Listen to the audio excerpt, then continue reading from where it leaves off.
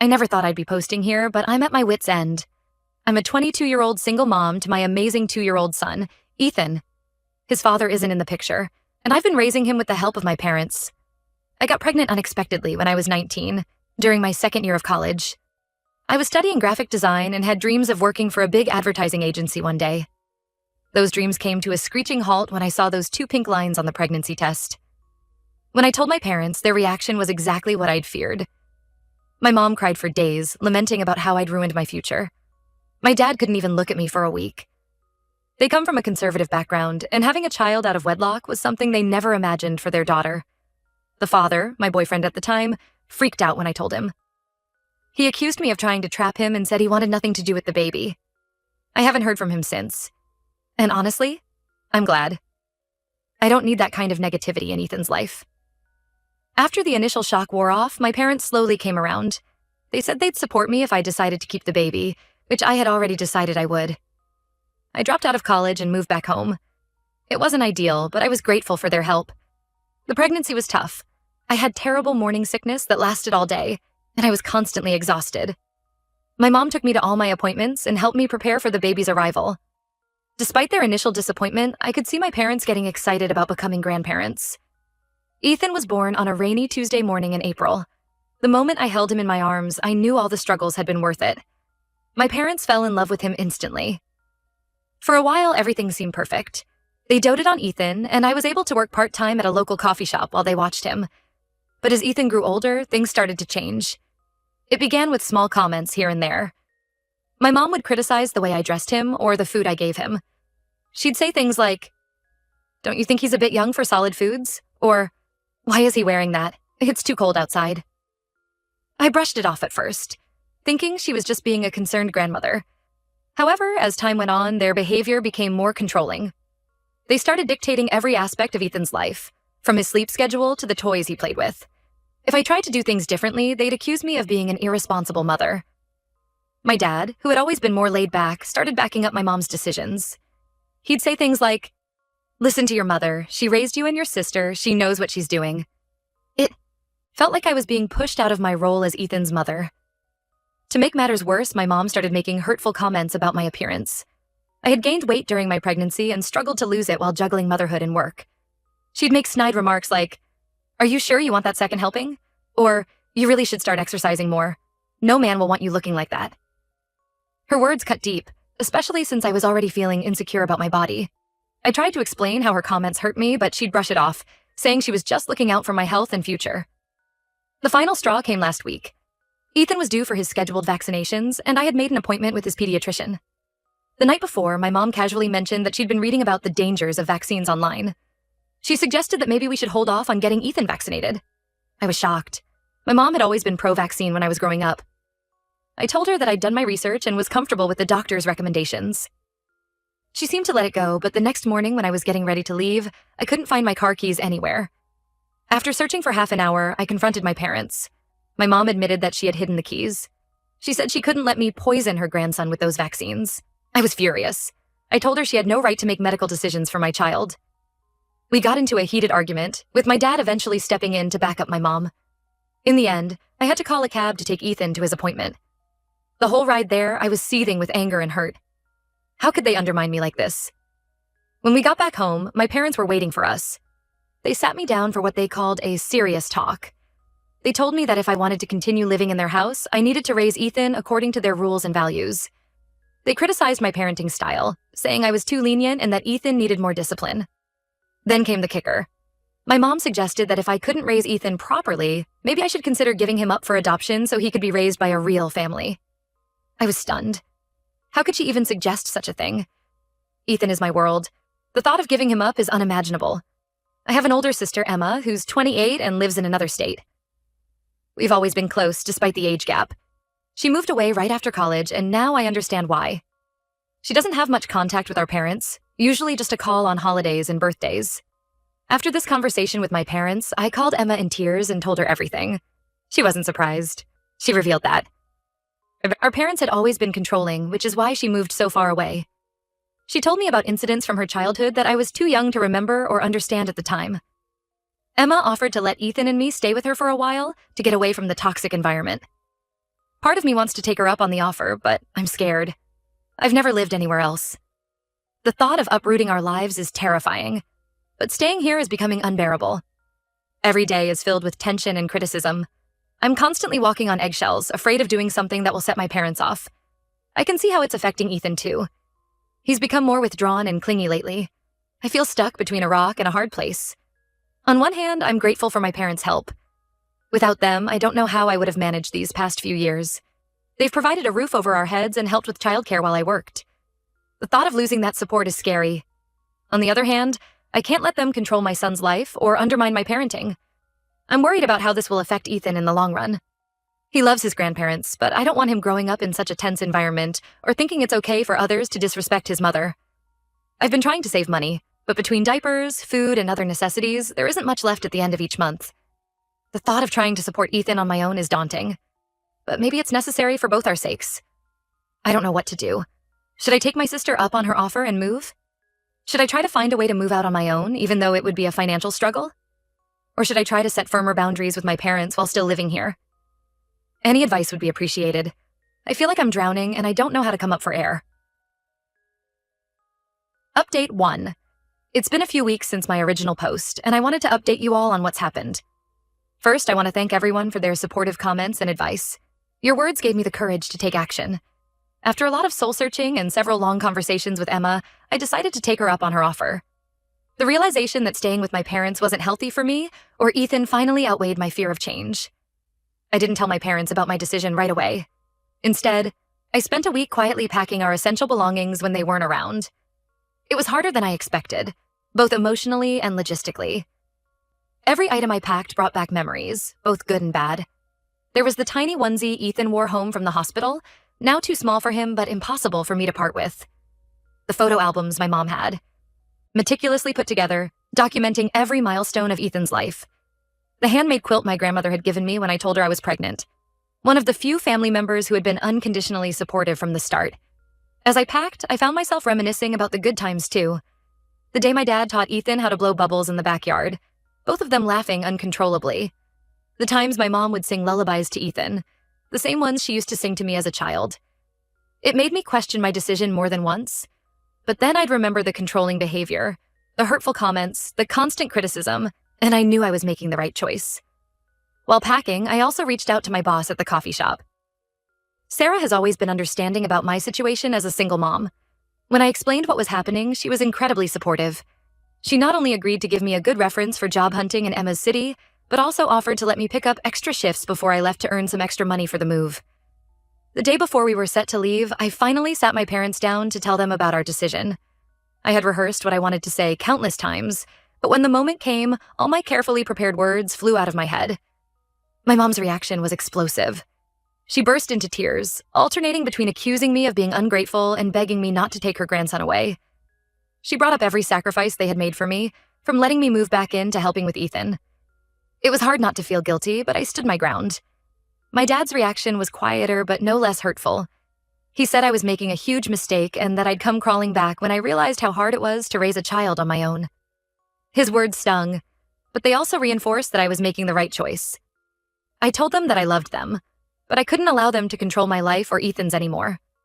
I explained that their behavior had been harmful and that I needed to do what was best for my son and myself. The next morning was chaos.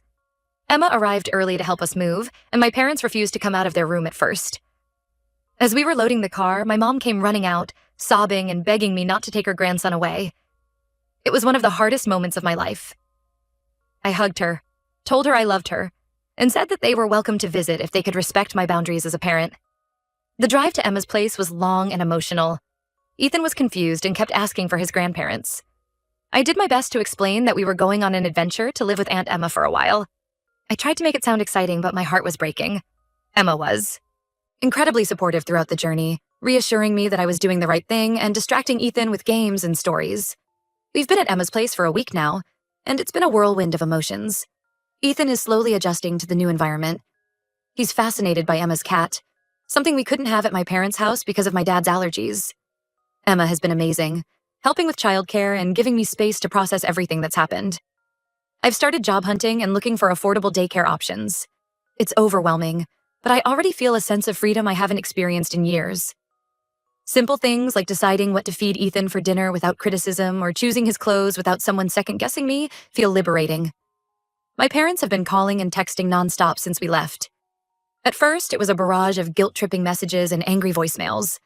Now, they seem to have calmed down a bit. I've been keeping my responses brief and polite, but firm. I've made it clear that while I'm open to rebuilding our relationship in the future, it will have to be on my terms, with respect for my role as Ethan's mother. There have been moments of doubt, especially when Ethan asks about his grandparents or when I'm lying awake at night worrying about our future. But then I'll have a moment, like yesterday when Ethan and I had an impromptu dance party in Emma's living room, where I realized that this newfound freedom is worth the struggle. I know this isn't going to be easy. I'm nervous about finding a job, about being able to support Ethan on my own, about navigating this new life. But for the first time in a long time, I feel hopeful. Thank you all again for your support and advice. It really gave me the courage to make this difficult but necessary change. Update 2. It's been about a month since my last update, and I wanted to share how things have been going. Life has been a roller coaster, but we're slowly finding our footing in our new reality. First, the good news. I found a job. It's an entry-level position at a local marketing firm. The pay isn't amazing, but it's enough to cover our basic expenses, and there's room for growth. My new boss, Lisa, seems understanding about my situation as a single mom, which is a huge relief. She's even allowed me to have a flexible schedule so I can drop off and pick up Ethan from daycare. Speaking of daycare, we finally found an affordable one that Ethan seems to enjoy. It was a struggle at first. He cried every morning when I dropped him off, which broke my heart. But now he's made some little friends and gets excited to go. The staff there are wonderful and have been so patient with him as he adjusts. Emma has been an absolute lifesaver through all of this. She's been helping with Ethan while I work, and on the days when she's not available, she introduced me to her neighbor, Mrs. Johnson, a retired teacher who's been happy to babysit occasionally. Ethan adores her, especially when she reads him stories in funny voices. Ethan is adjusting well to his new surroundings, all things considered. He still asks about his grandparents sometimes, which is hard, but he's also enjoying the new experiences. He loves the park near Emma's house, especially the duck pond. We try to go there every weekend, and it's become our special time together. Now, for the more challenging part, my parents. They haven't given up on trying to get us to come back. At first, it was daily calls and texts, alternating between guilt-tripping and angry outbursts. I've had to be firm about maintaining boundaries, which hasn't been easy. There are days when I just want to give in, to have their help and support again. But then I remember why we left, and I stand my ground. Last week, things took an unexpected turn. My parents showed up unannounced at Emma's place. I was at work, but Emma called me immediately. She said they were demanding to see Ethan and threatening to call the police if we didn't let them in. Emma stood her ground and refused to let them in without my permission. I rushed home, feeling a mix of anger and anxiety. When I arrived, I found my parents still outside, my mom in tears and my dad red-faced with anger. I took a deep breath and approached them calmly.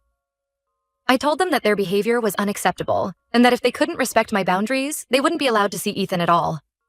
We had a long, emotionally charged conversation right there on the front lawn.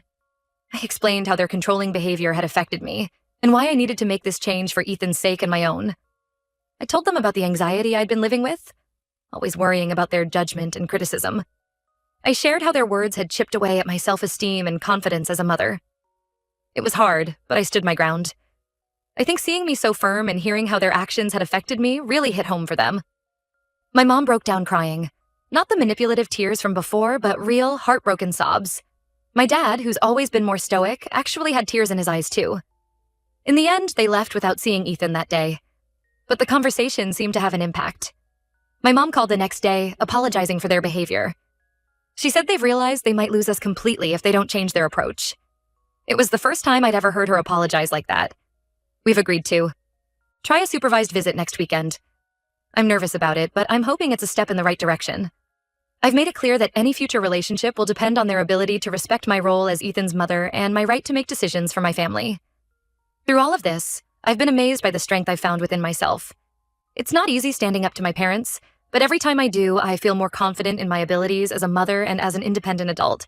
I'm rediscovering the person I was before I became a mom, the girl who had dreams and ambitions. I've even started sketching again in my free time, something I haven't done since I dropped out of my graphic design program. It's not much, Just doodles, really. But it feels good to reconnect with that part of myself. Emma has been encouraging me to pursue it more, saying I could maybe do some freelance design work on the side once we're more settled. There's still a long road ahead, but I'm feeling more optimistic about our future. Ethan and I are building a new life here, one where we're both free to grow and thrive. It's not always easy, but seeing Ethan happy and carefree makes it all worth it. Thank you all for your continued support and advice. It means more than you know. Update 3. It's been 3 months since my last update, and I wanted to share some developments in our situation. The supervised visit with my parents went better than expected. They were on their best behavior, probably realizing it was their chance to prove they could respect boundaries. Ethan was happy to see them, which was both heartwarming and a little bittersweet. Watching him run into their arms made me realize how much I'd missed seeing that connection, despite everything that had happened. Since then, we've had a few more visits, always supervised and on neutral ground. It's been a slow process, but I'm seeing small improvements in their behavior. They're learning to ask before giving Ethan treats or making decisions about his care. There have been a few slip-ups, like when my mom tried to insist on Ethan wearing a sweater on a warm day. But they're trying. My job is going well. I've even gotten a small raise, which has helped ease our financial situation a bit. Lisa, my boss, has been mentoring me, helping me brush up on my design skills. She's even let me assist on a few small projects. It feels good to be using my creativity again. Ethan is thriving in his new daycare. He's made a best friend, a little girl named Zoe, and they're inseparable. His vocabulary has exploded, and he's becoming quite the little chatterbox. Sometimes when he learns a new word, I can see him hesitate before using it, like he's waiting for someone to correct him. It breaks my heart a little, reminding me of how controlling my parents were, but I always make sure to encourage him. Emma continues to be an incredible support. She's not only helped with Ethan, but has also been teaching me how to budget and manage my finances better. I'm slowly building up my savings, with the goal of eventually finding our own place. As much as I appreciate Emma's help, I know we can't stay with her forever. There was one incident last month that tested our progress. Ethan got sick with a high fever, and I had to take him to the ER. In my panic, I called my parents without thinking. To my surprise, they were supportive without being overbearing. They offered to come help but respected my decision when I said I could handle it with Emma's help. My mom even called the next day just to check on Ethan, without any criticism or unwanted advice. This experience made me realize how much our relationship has evolved. We're not perfect, and there's still a long way to go, but we're making progress. I'm learning to set and maintain boundaries, not just with my parents, but in all aspects of my life. It's not always easy, but I'm growing stronger and more confident every day. I've also started attending a support group for single parents. It's been incredibly helpful to connect with others who understand what I'm going through. Hearing their stories and sharing my own has been therapeutic in a way I didn't expect. As for my personal life, I've made a few friends at work and through the single parents group. It's nice to have adult conversations that don't revolve around diapers or tantrums. I'm not ready to think about dating yet, but it's good to know that there's a whole world out there beyond being just a mom. Ethan and I have settled into a routine here. We have pancakes every Sunday morning, followed by a trip to the duck pond. On Saturdays, we explore a new part of the city. Last week, we found a small art museum with a children's area where Ethan got to paint on a giant canvas. Seeing his face light up as he created his masterpiece reminded me of my own love for art. There are still challenging days, of course. Days when I'm exhausted from working and parenting, when I miss the help my parents used to provide. Days when Ethan has a meltdown in the grocery store and I can almost hear my mother's critical voice in my head.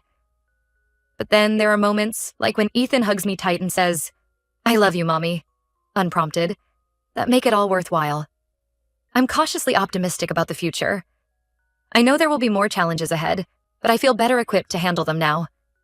Thank you all for being part of this journey with me. Your support and advice have been invaluable.